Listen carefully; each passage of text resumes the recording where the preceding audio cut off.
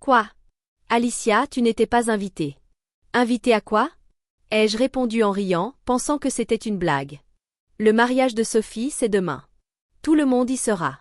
Tes parents aussi, bien sûr. C'est à ce moment-là que j'ai découvert que je n'étais pas invitée au mariage de ma propre sœur. À un jour à peine de la cérémonie. Soudain, la musique et les rires autour de moi ont semblé s'estomper. Mon cœur s'est lourdement affaissé dans ma poitrine. Le mariage de Sophie. Le visage de ma tante s'est décomposé. Oh non, ne me dis pas que tu n'étais vraiment pas au courant. Je ne l'étais vraiment pas. Demain, c'est le deuxième dimanche du mois, alors j'avais prévu d'aller à Intermarché. J'étais tellement choquée que je n'arrivais plus à parler. Depuis 3 ans, ma tante Mireille et moi avions une routine bien établie. Tous les deuxièmes dimanches du mois à 10 heures, je passais la prendre en voiture et nous faisions les courses ensemble en gros. Elle n'aimait pas conduire. Je tiens un magasin de meubles, alors j'ai besoin de produits d'entretien et d'essuie-tout en quantité. J'ai toujours pensé qu'on avait une relation simple et bénéfique pour nous deux. La veille, c'était l'anniversaire de son fils, mon cousin Jacques. Il fêtait ses 25 ans dans un restaurant. Une grande soirée. J'avais donné plusieurs centaines d'euros et même aidé à tout installer. Quand la fête battait son plein, je me sentais bien, comme faisant partie d'une famille chaleureuse. J'avais trouvé un peu étrange que mes parents et ma sœur ne soient pas là, mais j'avais supposé qu'ils avaient autre chose de prévu. Jacques m'avait remercié sincèrement et j'avais discuté agréablement avec d'autres membres de la famille.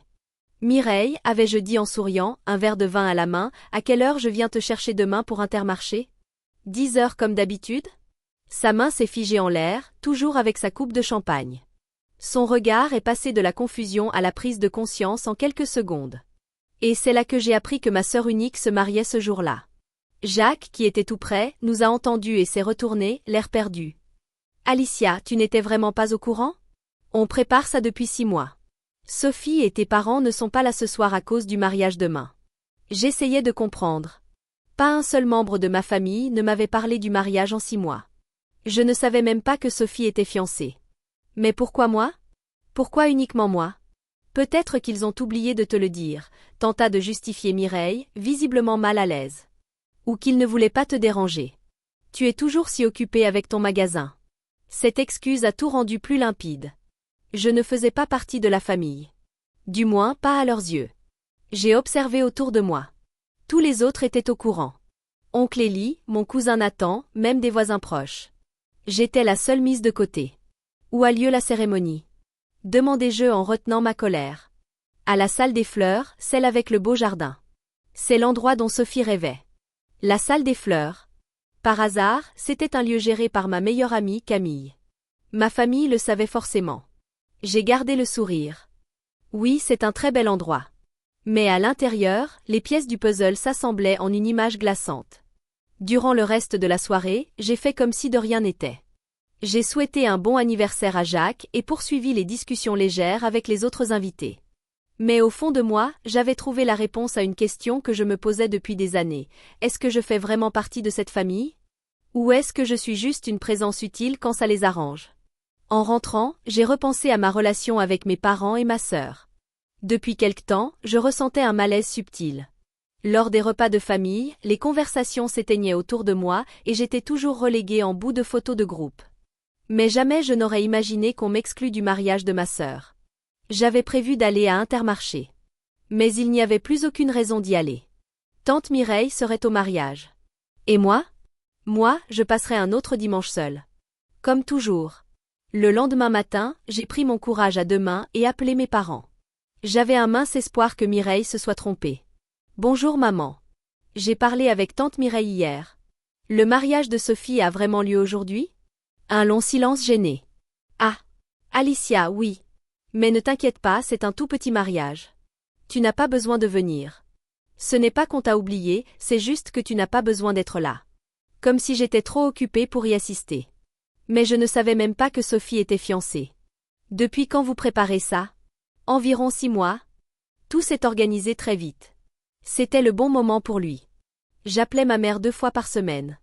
Et jamais elle n'avait mentionné ce mariage. Pourquoi vous ne m'en avez rien dit? Sa voix est devenue plus faible. C'est vraiment une petite cérémonie, juste la famille, et tu es toujours si prise avec ton magasin. Je ne fais pas partie de la famille alors? Papa est là? Je peux lui parler? Mon père a pris l'appel. Sa voix était aussi enjouée que d'habitude, mais elle sonnait faux. Alicia, bonjour.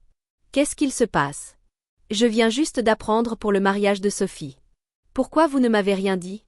Mon père poussa un léger soupir. C'est un tout petit mariage. Tu es toujours si occupée, on ne voulait pas t'embêter avec ça. Mais je suis sa sœur. Évidemment que je voudrais être là pour son mariage. Je comprends, mais tout est déjà organisé. C'est difficile de changer quoi que ce soit maintenant. On aurait dit que je m'imposais sans y être invitée. Tu cours partout avec ton magasin, on voulait éviter du stress supplémentaire. Il m'a clairement fait comprendre que ma présence aurait été un fardeau pour eux. Puis j'ai posé la question qui allait tout confirmer. Au fait, qui a payé la salle? Ce n'est pas donné, non? Un bref silence dans sa voix. Eh bien, toute la famille a contribué. Même avec les frais d'hôpital? L'argent que je t'ai envoyé pour ton traitement a couvert ses coûts? En fait, je n'ai finalement pas eu besoin du traitement. Et donc cet argent? Il a servi pour le mariage. J'ai senti mon sang se glacer. Les 7 000 € que j'avais envoyés pour l'hospitalisation supposée de mon père avaient servi à financer le mariage dont j'étais exclue. Donc vous avez utilisé mon argent pour une fête à laquelle je n'étais même pas invitée. Alicia, ne dis pas ça comme ça. On est une famille. Et soudain, le mot famille devenait commode. J'ai raccroché. Je n'avais plus besoin d'entendre quoi que ce soit. Tout était limpide. Les mains tremblantes, j'ai consulté l'historique de mes appels. Message de mon père, mail de ma mère, virement bancaire. Tout confirmait un mensonge. Je me suis souvenu de ce soir-là, 6 mois plus tôt. Mon père m'avait appelé, paniqué. Alicia, j'ai fait des examens à l'hôpital. Ils veulent m'opérer d'urgence, mais je n'ai pas les moyens. Sa voix était faible. Il semblait réellement malade. Je ne l'avais pas douté une seule seconde. De combien tu as besoin? Environ 7 000 €. Je déteste te demander ça, mais tu pourrais m'aider? Le lendemain, sans hésiter, j'ai effectué le virement. Pour moi, rien ne comptait plus que la santé de mon père. Je l'avais rappelé plusieurs fois inquiète. Il m'avait finalement dit que l'opération s'était bien passée. Je vais bien maintenant. Quelques semaines plus tard, il m'a rappelé, joyeux, en pleine forme. Sa récupération m'avait semblé rapide, mais j'étais soulagée. Et c'est à partir de là que j'ai senti un changement. Ma famille est devenue distante. Lors des réunions, je remarquais leur froideur, leur détachement discret. Je me suis mise à imaginer comment ces 7 000 € avaient été dépensés. La salle de réception, la robe de Sophie, le repas, les fleurs. Un mariage splendide rendu possible grâce à mon argent. Un mariage sans moi. Ce qui faisait le plus mal, c'était de savoir qu'ils savaient tous. Ma mère, et sûrement Sophie aussi, savaient d'où venait l'argent. Pourtant, aucune n'avait remis en question mon absence. Elles avaient tout organisé, heureuses, dans mon dos. Ce que je ressentais n'était pas de la colère. C'était une tristesse immense. Ces gens que j'avais toujours cru être ma famille, m'avaient en réalité considéré comme un distributeur. Ils venaient quand ils avaient besoin. Et une fois servis, ils m'oubliaient. Voilà ce que j'étais pour eux. Mais en même temps, j'ai ressenti un drôle de soulagement. Je ne faisais pas vraiment partie de cette famille. Et si c'était le cas, alors je n'avais plus besoin de faire semblant. Je me suis levée et je me suis préparé un café. C'était dimanche. Normalement, j'aurais été à Intermarché avec tante Mireille. Mais elle était au mariage. Celui que j'avais payé. Et auquel je n'étais pas invitée. C'était ironique. Mais cette ironie m'a donné la force de passer à l'action. J'ai pris mon téléphone et appelé Camille. Elle était ma meilleure amie depuis la fac. Après nos études, elle avait hérité de la salle des fleurs et la gérait parfaitement depuis. Camille, c'est Alicia. Alicia. Ça fait longtemps. Qu'est-ce qu'il se passe? Je dois juste vérifier quelque chose. Il y a bien un mariage prévu aujourd'hui à la salle des fleurs? Oui, à 14 h. La mariée, ce ne serait pas Sophie Hiver? C'est ta sœur, non? Tu ne viens pas? J'avais prévu de passer, moi aussi. J'avais hâte de te revoir. J'ai esquissé un sourire amer. En fait, je n'ai pas été invitée. J'ai entendu Camille halter à l'autre bout du fil. Quoi? Tu plaisantes?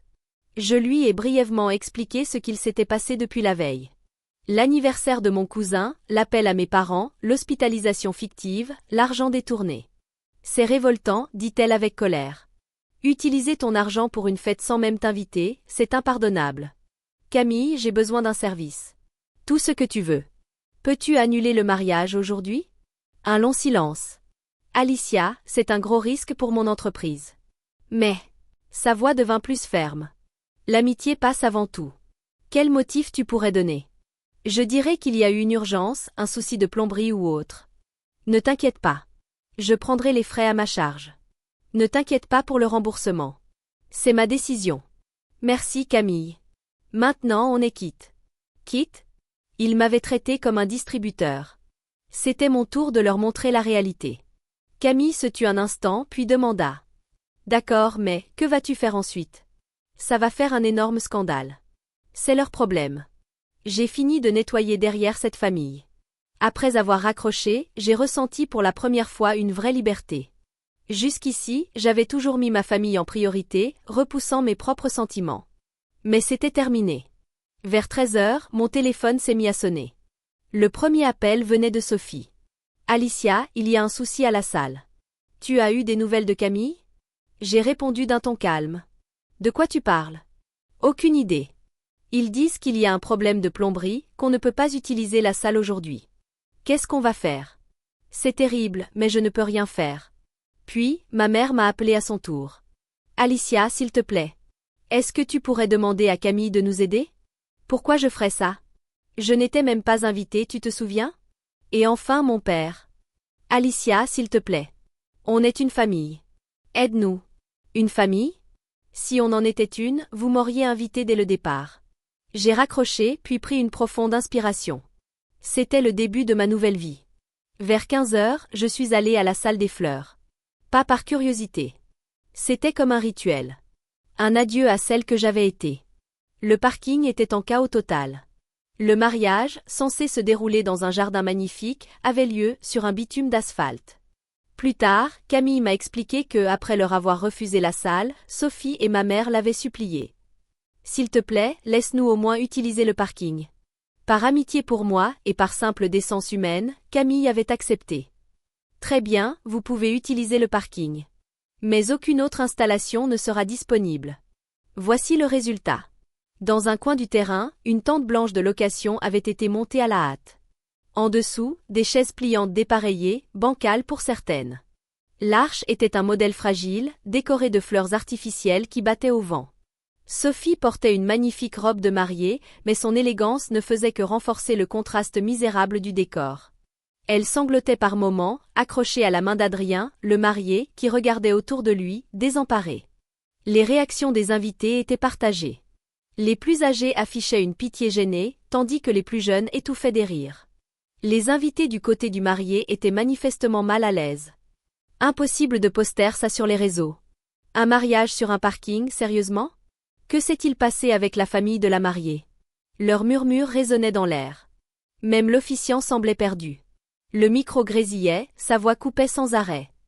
Ces deux âmes bien-aimées, BZZZ, s'unissent craquement pour la vie. Le voile de Sophie s'envolait constamment, elle le rattrapait en panique. Lors de l'échange des alliances, le bruit d'un moteur tout proche a couvert les mots de l'officiant. Ma mère forçait un sourire, mais ses yeux étaient remplis de larmes. Mon père gardait la tête baissée, fuyant les regards. Et les photos? Le photographe semblait perdu. L'arrière-plan, des murs en béton et des voitures garées. Rien qui évoque un souvenir heureux. Je suis sortie de ma voiture et j'ai observé la scène, en silence. Voilà ce qu'était devenu le mariage de rêve. Celui censé être financé avec mon argent. Jacques m'a aperçu et s'est approché. Alicia, c'est catastrophique. Oui, ai-je répondu avec calme. Mais c'est le résultat de leur choix. S'ils t'avaient invité, rien de tout ça ne serait arrivé. J'ai souri. Toute cette scène, elle montre exactement ce que je représentais pour eux. Une solution pratique quand il y a un souci. Jetable quand tout va bien. Le mariage s'est malgré tout déroulé jusqu'à la fin. Mais beaucoup d'invités s'éclipsaient déjà. Les proches du marié semblaient complètement hors de leur élément. Je suis allée voir Sophie. Félicitations, ai-je dit doucement. Elle s'est tournée vers moi, le visage rouge de larmes et de colère. C'est ta faute. Tu as gâché le jour le plus important de ma vie. Ma faute? Ai-je répondu, imperturbable. Je me suis juste retirée d'un mariage, où je n'étais pas invitée. Voilà à quoi ressemble ce mariage sans moi. N'est-ce pas ce que tu voulais? Autour de nous, les invités commençaient à tendre l'oreille. Je me suis adressée à tous. Merci à tous d'être venus aujourd'hui. Alors, que pensez-vous de ce mariage sur parking? Un murmure a traversé l'assemblée. J'ai continué. Je suis la sœur de la mariée. Et pourtant, je n'étais pas invitée. Personne ne m'a rien dit. Pas un mot, alors que tout était organisé depuis 6 mois. Les visages des invités ont changé. Et le pire? Les 7 000 € que j'ai envoyés pour l'hospitalisation de mon père ont servi à financer ce mariage. Oui, vous avez bien entendu. Ce mariage, payé avec mon argent. Un mariage auquel je n'étais même pas conviée. Le silence tomba sur le parking. Et ce matin, j'ai expliqué la situation à mon amie qui possède ce lieu et elle a refusé qu'il soit utilisé. Voilà pourquoi cette cérémonie a lieu sur un parking. Arrête, cria Sophie. Mais je l'ai ignoré et j'ai continué. Jusqu'à présent, j'ai toujours été celle qui règle les problèmes de la famille. Mais j'ai enfin compris qu'ils avaient besoin de moi uniquement comme solution, pas comme membre à part entière. J'ai regardé Adrien, le marié. Félicitations, Adrien. Mais souviens-toi bien de ce qui s'est passé aujourd'hui. C'est ça, la vraie nature de la famille dans laquelle tu entres. Je me suis retournée et j'ai commencé à partir. Derrière moi, j'entendais les sanglots de Sophie et les murmures confus des invités. Mais je ne me suis pas retournée. Juste avant de quitter le parking, j'ai jeté un dernier coup d'œil par-dessus mon épaule. Ils étaient là. Ma famille. Figée sur le bitume, entre des chaises pliantes éparpillées et des décorations bon marché qui tremblaient au vent. Voilà ce qu'était ma famille sans moi. Et sans jamais me retourner à nouveau, je suis partie. Depuis ce jour, j'ai coupé tout contact avec eux. Les premiers jours, ils m'ont bombardé d'appels et de messages furieux. Je les ai tous ignorés. Au bout d'une semaine, ils ont cessé. Un mois après ce mariage chaotique, j'ai appris la vérité par hasard. En rentrant du travail, j'ai croisé ma tante Juliette, la sœur de ma mère, à un café du quartier. Elle avait toujours gardé une certaine neutralité dans la famille. Nos rapports étaient corrects. Alicia, comment vas-tu? Elle avait l'air un peu gênée. On a pris un café, discutant de banalités. Puis, peu à peu, son visage est devenu grave. Alicia, je pense que tu as le droit de savoir. Sa voix s'était faite sérieuse. Est-ce que tu connais la vraie raison derrière cette histoire de mariage? J'ai secoué la tête. Ils ont juste dit que c'était une petite cérémonie. Juliette soupira profondément. Ça, c'était l'excuse officielle. En vérité, ta mère et Sophie ont décidé ensemble de ne pas t'inviter. Décidé quoi? Elles ont cherché un prétexte. En réalité, il y avait plus de 70 invités. Ce n'était pas du tout un petit mariage. Mon cœur s'est serré. Mais pourquoi? Juliette hésita, puis poursuivit. Sophie a dit, si Alicia est là, tout le monde va se tourner vers elle. Je vais être éclipsée. Mais pourquoi aurait-elle pensé ça? Qu'est-ce que j'aurais fait pour que ça arrive? C'était justement ça le problème. Tu aurais pu faire n'importe quoi. Sa voix s'adoucit. Sophie a toujours eu des sentiments compliqués envers toi. Dès qu'il y avait un souci, tout le monde se tournait naturellement vers toi, non? Je me suis remémoré. C'était vrai, organiser les déménagements, accompagner mamie à l'hôpital, gérer les voyages de famille, apaiser les tensions. J'étais devenue le pilier sans m'en rendre compte. Sophie, elle, avait été la petite sœur joyeuse, sociable, au centre des rires. Mais dans les moments sérieux, c'était moi qu'on appelait. Être populaire et être digne de confiance, ce n'est pas la même chose, dit Juliette avec tristesse. Sophie faisait rire tout le monde. Mais personne ne se tournait vers elle pour prendre une vraie décision. On pensait, Sophie ne saura pas quoi faire. Mon cœur me faisait mal. La même chose s'est produite pendant les préparatifs du mariage. Sophie voulait tout organiser, mais très vite ta mère a dit, demandons à Alicia. Le choix du lieu, la gestion du budget, la liste des invités. Même sans que je le sache, mon nom revenait. Sophie a entendu ta mère dire, Alicia pourrait tout régler en 5 minutes, alors qu'elle galérait. Je suis restée stupéfaite. Je voulais juste aider. C'est tout. Pour Sophie, ta compétence mettait en lumière ce qu'elle n'arrivait pas à faire. Elle voulait que son mariage soit à elle. Mais avec toi dans les parages, ça aurait été, heureusement qu'Alicia est là, ou heureusement qu'elle gère tout. Et maman a accepté ça? Juliette hocha la tête. Ta mère portait aussi ses propres contradictions. Elle voulait aimer ses 2 filles de façon égale, mais elle s'est toujours reposée sur toi. Quand Sophie a dit « Je suis ta fille, moi aussi », elle s'est sentie coupable. D'autres étaient au courant? La plupart s'en doutaient. Mais personne n'a rien dit. Certains étaient même soulagés de ne pas t'avoir là. Parce qu'avec toi, leur propre laxisme devenait trop visible. Je fixais ma tasse de café. Ce malaise diffus que je ressentais depuis des années, il prenait enfin forme. Donc, être digne de confiance, c'était un fardeau pour eux? Non, répondit Juliette en secouant fermement la tête. Beaucoup t'apprécient sincèrement. Ils n'ont juste pas eu le courage de le dire. Je me suis levée. Merci de m'avoir dit la vérité, tante Juliette. Il n'est peut-être pas trop tard pour arranger les choses. Non. C'est mieux ainsi. J'ai souri. Je suis reconnaissante de savoir. Je n'ai jamais rien fait de mal. Je suis simplement libre. Libre de ceux qui voient mes qualités comme des défauts. En quittant le café, je me suis sentie réellement libérée. Le mystère qui me rongeait depuis longtemps était enfin résolu. Et j'ai compris que je n'avais jamais eu à me reprocher quoi que ce soit. Ma gentillesse et mes compétences méritaient mieux. Désormais, je pouvais enfin les offrir aux bonnes personnes. Au lieu de réparer les relations passées, j'ai commencé à cultiver celles qui en valaient la peine. La première, mon amitié avec Camille. Elle m'a soutenue sans hésiter. Tu as bien fait. On a commencé à passer plus de week-ends ensemble, à organiser des ateliers de cuisine privés dans sa salle, à tester de nouveaux vins. J'ai aussi raconté toute l'histoire à mes collègues. Ils m'ont dit « Ce n'est pas parce qu'ils sont ta famille que tu dois tout leur pardonner. » Et ces mots ont confirmé que ma décision était la bonne. Pendant que je retrouvais une vie paisible, ma famille, elle, commençait à subir les conséquences. D'abord, le mariage de Sophie s'est effondré. Adrien avait découvert la vérité le jour même. Il avait appris que Sophie lui avait menti en disant qu'elle n'avait pas de sœur, que le mariage sur le parking n'était pas un accident et qu'il m'avait menti pour obtenir de l'aide financière. Il ne pouvait pas pardonner tout ça. « Ta famille m'a trompé », aurait-il dit à Sophie. « Ta sœur est une personne admirable et pourtant vous l'avez faite passer pour la méchante. Je ne peux pas épouser quelqu'un capable de ça. » La procédure de divorce a été rapide. Sophie est retournée vivre chez nos parents. Elle a essayé de me contacter, mais j'avais bloqué tous les moyens. Mes parents, eux aussi, faisaient face à de sérieux ennuis. L'histoire du mariage sur un parking s'était répandue dans tout le quartier et jusque sur le lieu de travail de mon père. Les gens étaient particulièrement choqués qu'on m'ait soutiré de l'argent pour ensuite m'écarter du mariage. Ils ont emprunté à leur fille et ne l'ont même pas invitée? Cette famille est malsaine. Tout le monde sait à quel point Alicia est gentille. Voilà ce que c'est que de mordre la main qui vous nourrit. Les voisins ont commencé à éviter mes parents. Et au travail, mon père se faisait fixer froidement. Les discussions sur une future promotion ont disparu, en silence. Ma mère, elle aussi, a été mise à l'écart de son groupe de bénévolat, celui auquel elle appartenait depuis des années. Pourquoi ne pas demander à votre fille si vous manquez d'argent? Cette remarque moqueuse revenait si souvent qu'elle en venait à redouter de sortir de chez elle. 6 mois plus tard, mes parents n'en pouvaient plus. Ils ont décidé de vendre la maison. Une maison où ils vivaient depuis plus de 30 ans. Un déchirement, à la fois financier et émotionnel.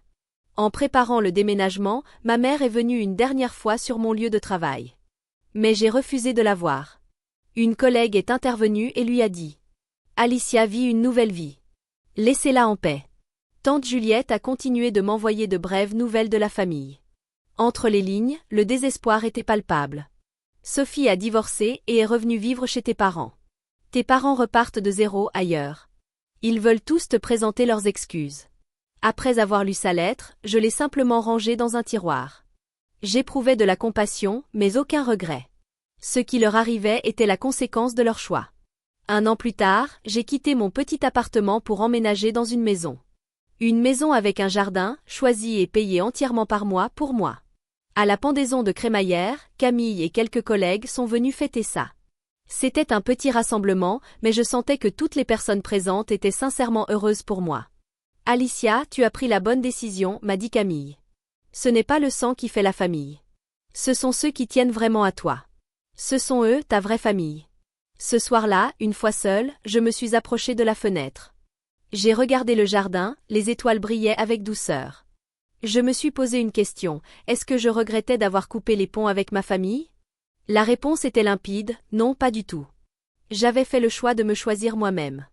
Et c'était la décision la plus juste de toute ma vie. C'est douloureux de savoir qu'il souffre. Mais c'est une leçon qu'il devait apprendre. Si on ne sait pas valoriser les personnes qui comptent, on finit par perdre bien plus que ce qu'on imagine. Aujourd'hui, j'ai trouvé le vrai bonheur. Avec ma nouvelle famille. Des amis en qui je peux vraiment avoir confiance. Et ça, c'est suffisant.